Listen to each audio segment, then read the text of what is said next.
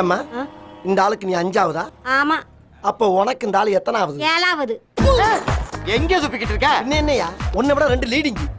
7ஆவதா வாக்கப்படுத்திட்டு என்ன பத்தி பேசுற நீ? விவரம் கேட்டா வழக்கம் சொல்ல வேணாமா? கேக்குறாங்க கேள்விய.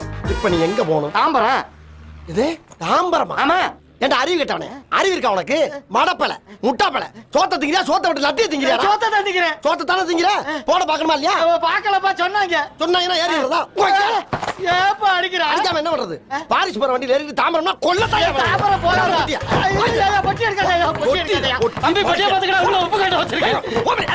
ஓடி. பண்ணாதா. அத்தை அத்தை பாத்துட்டேன்.